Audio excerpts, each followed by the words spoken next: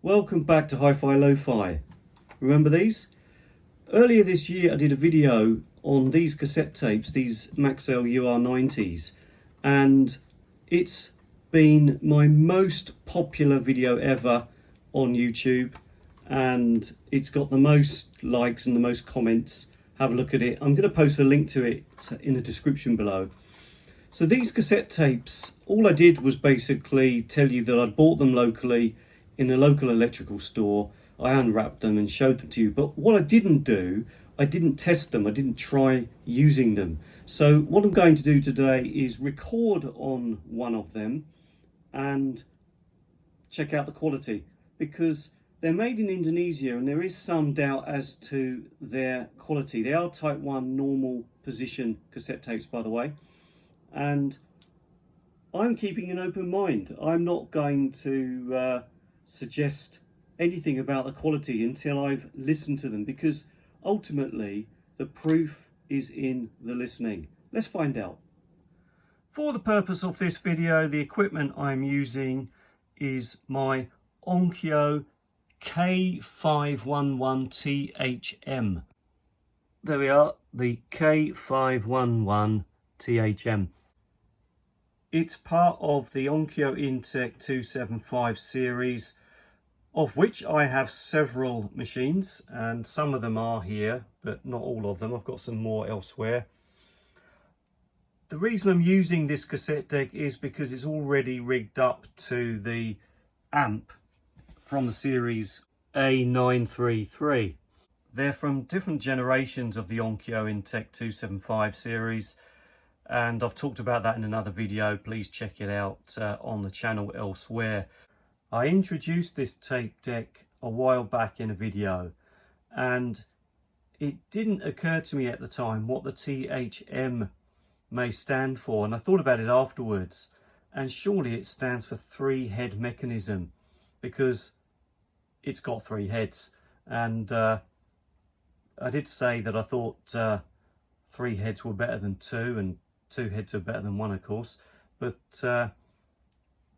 I'm not so sure now, and I'll talk about that another time. Let me know if you think 3 heads or 2 heads are better in tape decks. However, the reason I'm using this one, as I said, is because it's already rigged up and I've been using it quite a lot. It's the tape deck I've been using a lot, simply because that's the gear I've got rigged up at the moment. I am going to change all the gear rigged up in my living room very shortly. It's a very good cassette deck. I use it all the time. It gives me great results, and even with type 1 normal cassette tapes, I get good results from it. Right, let's get this started. So switch the amp on. It's now on standby. Switch the standby to on. Let's get the cassette deck on.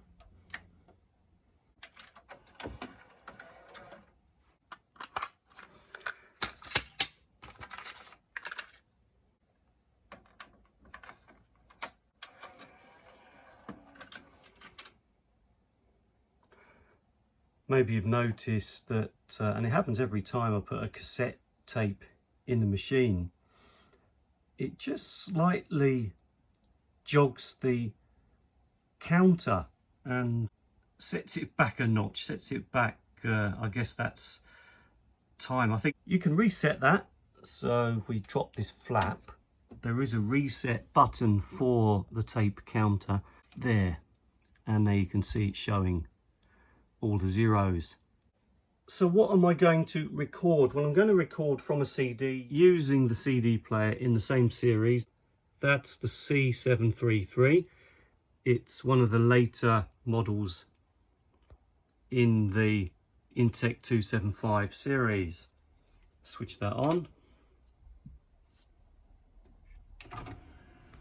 So for today's exercise, I'm using this CD by Crosby, Stills and Nash, and I'm going to select a song on here that I absolutely love. It's one of my favourite all-time songs, called Wooden Ships, and I know it so well, so when I record it, I'll be acutely aware of any loss of reproduction on playback. So it's always worth doing it. If you're testing something, choose some music that you know well and choose a good source material if you want to get a good idea of the quality of your equipment. I don't run things through machines, I use my ears only, and because ultimately it's all about the listening. In it goes. No editing, so you can see read times on this. There we are, and track 6. So if I press the forward button, there we are, to track 6. Now what I want to do is I want to line up the tracks, so when I start recording, when I press play on the CD player, it will be instantaneous, because otherwise what happens is there'll be a delay, as you can see now, while the CD player looks for the selected track. Not a long delay, very short delay, but even so, something that is noticeable on your mixtapes.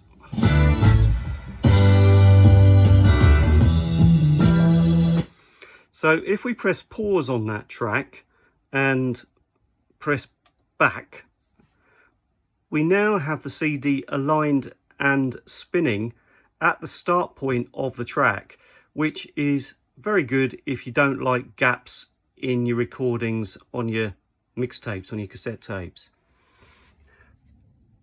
We need to line up the cassette tapes, so just remember that the clear section, the leader part of the tape, the lead-in section, cannot store information on. That is just a lead-in section, and you need to align the recordable part of the tape. So you can either wind it on with your finger, which is something that I quite often do, but I know from experience it's about 3 or 4 seconds or something. So what I do is I usually just press play,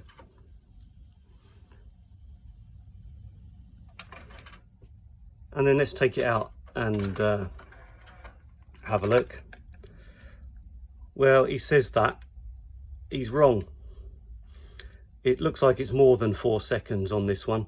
So I'm going to try that again. Let's put it back in. It's gone back a second on the counter, which is something that seems to happen. Right, let's try that again.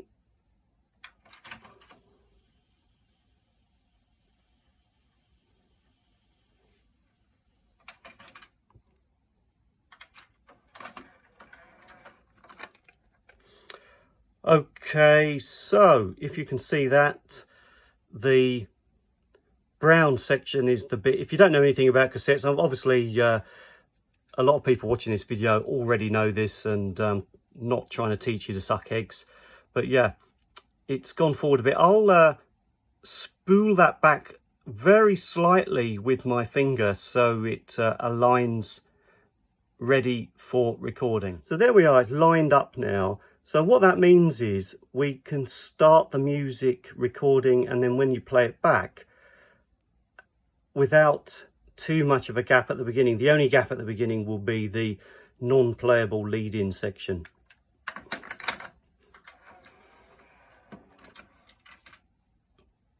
So yeah, it was probably about 4.5 seconds, I would say.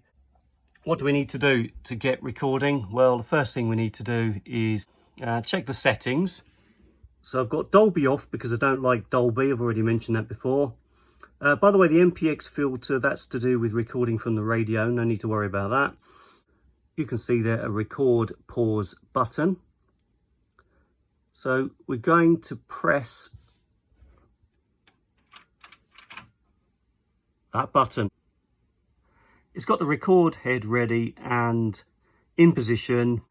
There's a record level dial there, or knob, whatever you want to call it, and you can also see a button there for monitor, so you can you can toggle between listening to the source material, that is in this case the CD, or the tape, that is you can listen to the music that's actually being laid down on the tape, so you can choose between them.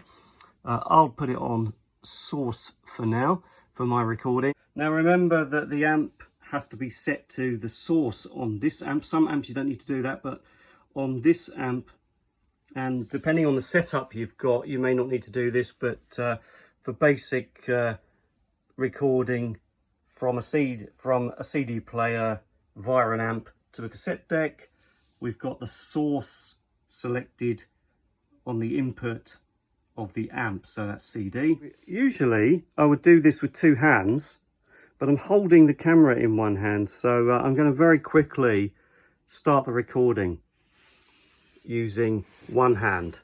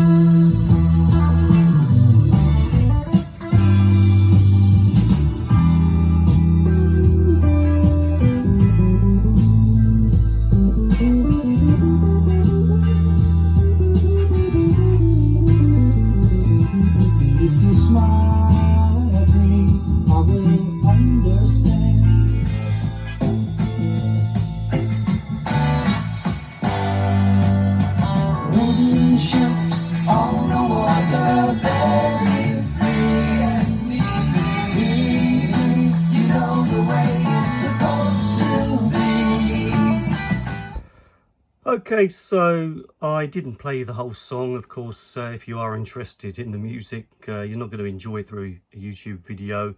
So I've got this flap down because the record button is here.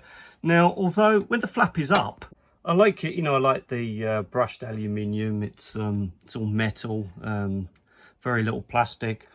I have to say though, you know, when the flap is down, it does start to look a bit chaotic and slight lack of balance in aesthetics, but never mind. What we're really interested in is the sound quality. So again, with this machine, you don't get to see the mechanisms in action. You don't get to see the tape going around. So this is yet another machine that everything's hidden away and it's all very digital.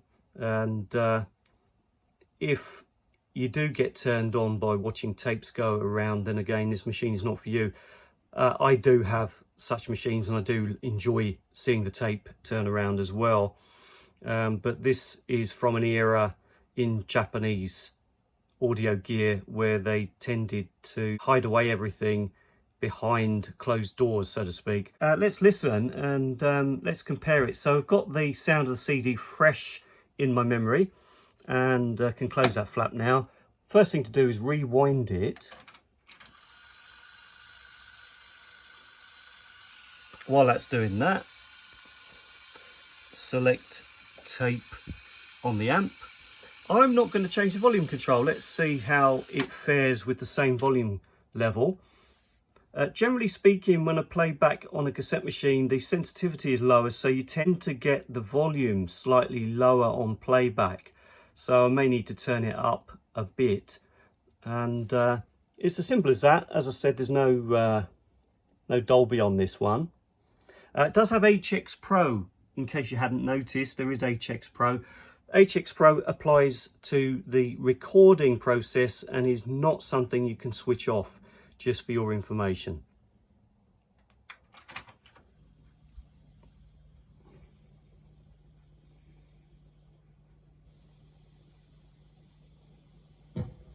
Well, there's a lot of hiss on the tape.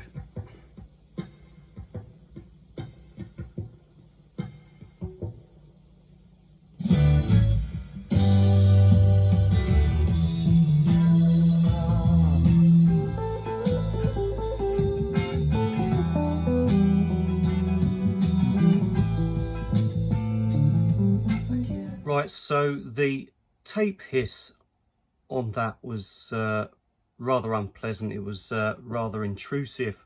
So I'm going to do something that I very rarely do, and I'm going to use Dolby noise reduction. I've selected Dolby C, and let's find out if it sounds any better using Dolby C.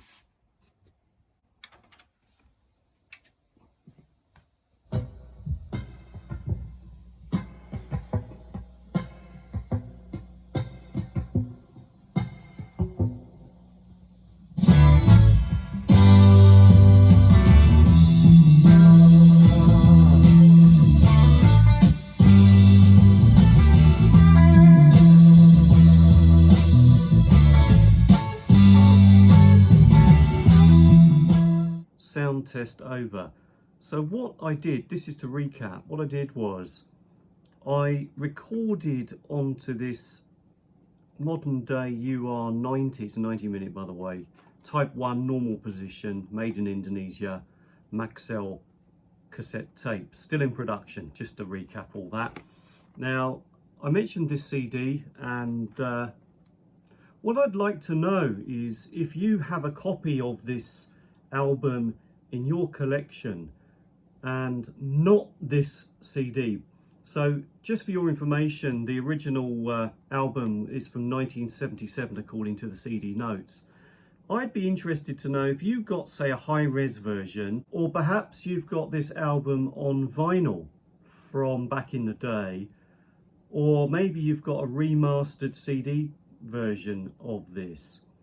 Whatever copy you've got, I'd like to know whether you hear what I hear, because what I do hear is when they sing in unison, and that's one of the great things about this group, is their harmonies, and when they sing in unison. I did notice a slight distortion on the original CD recording.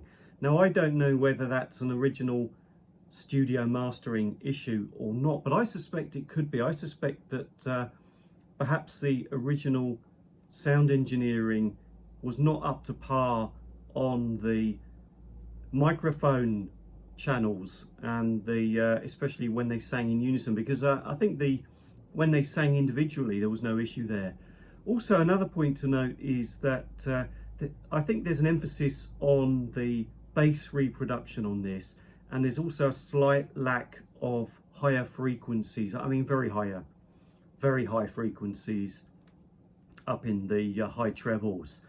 And something that, because I'm conducting a test, I just became aware of when I was listening intently just now. So what I've done is I've recorded that one track, that same track, onto this cassette, and I've recorded it 3 times. Why have I recorded it 3 times? Well, what I did was I decided to record it firstly with no Dolby, then I decided to try it with Dolby. So I tried it with Dolby C initially, and then I tried it with Dolby B for a comparison, and I played back all 3 tracks, and I also toggled between the tape channel, and I had the CD running at the same time, so I went back to listening to the CD, toggling between the tape and the CD real time while I was playing, just to compare, just for a sound comparison. So what's my conclusion in this? Well, one thing I'll say is that there is an immense amount of tape hiss on this, more than the tape hiss that I've got on some of my older made in Japan normal type 1 cassette tapes. There's definitely more tape hiss in there.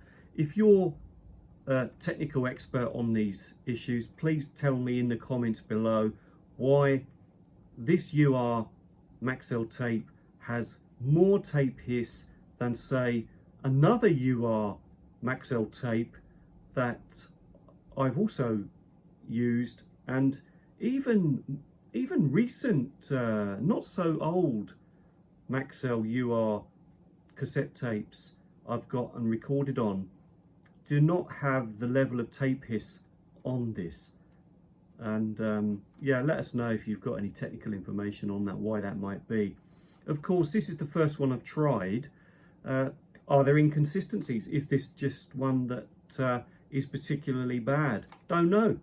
I'll try some more and find out, but for today's experiment, I've done enough recording and I've got other things I need to get on and do. However, what's the difference then between the no noise reduction recording, the Dolby B reduction recording, and the Dolby C? Well, the first thing to say is that I did play around with the tone controls. Now, there are Puritans out there who will never touch the tone controls. I, for many years, was an aspiring audiophile, and I thought, well, better not touch the tone controls, better get a pure sound. Well, I've changed my mind on that, and don't be scared to adjust tone controls, because at the end of the day, it's for your listening pleasure. I found that with normal cassette tape, regardless of the cassette tape, and especially on machines that are perhaps not audiophile grade, the tone controls really do enhance my listening pleasure. And so what I found was, as soon as I turned up the super bass, not the bass, but the super bass and the treble to both set to maximum, and I selected both super bass and treble to maximum, and what that does is it expands the frequency spectrum, it expands what you can hear. As I said, the recording on this is a little bit bass heavy, but it wasn't overly bass heavy on the cassette tape recording from the CD. So by adjusting the tone controls, what you can do is you can, as I said, you can expand those frequencies so you get more treble and more bass, basically. I had it on maximum. I mean, play around with it and just get the sound that you want. You know, normal type 1 cassette tapes, they're not the best, but very high quality equipment will certainly give you a very good sound, even on basic bog standard cassette tapes. However, they do have their limitations.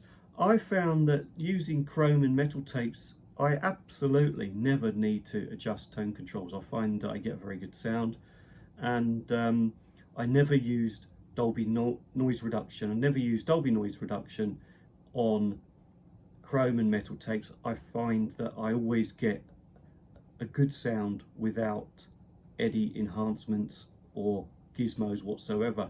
However, with type 1 normal cassette tapes, generally speaking, I haven't found the need to use noise reduction until now, and as I said, there is too much tape hiss on this. So what happened? So basically, to cut a long story short, I found that Dolby C with the super bass and the treble turned up to maximum gave me the best sound reproduction using these cassette tapes. And Dolby B certainly reduced the hiss, but it did lack a little bit of treble still. The thing is, I do find using Dolby noise reduction, it does muffle the sound somewhat. I'm very sensitive to it. Honestly, it does muffle the sound for me slightly. It certainly cuts some of the treble. So what I do is, now I turn up the treble to maximum, and I turn up, because when you turn the treble up to maximum, you do have a tendency to pull the frequency spectrum up a little bit, and you do cut a little bit of the bass. So I turned up the super bass, and the reason I did that is because the super bass, I'm not sure what the crossover frequencies are, but the super bass doesn't interfere with the mid range. In conclusion, I found if you do come to be using tapes like this, you do come to be using what essentially are not very good tapes maybe. You can get a decent sound if you've got adequate equipment, of course. I don't know what this is going to be like on a really low quality machine, because at the moment there are loads of these cheap boom boxes out there when you can see all the reviews, and they give terrible reviews of the sound quality. But if you're using half decent equipment, or even high-end equipment I suppose, and you find yourself with lesser quality cassette tapes, don't be afraid to adjust the tone control. So yeah, I used Dolby C, and I turned up the super bass to maximum, I turned up the treble to maximum, and I found the sound was perfectly acceptable. Yeah, it wasn't a perfect reproduction of the CD, it was never going to be that, but I found the sound quality was absolutely fine for a normal listening environment. But there we are, hi-fi lo-fi. Thanks for watching, see you in the next video.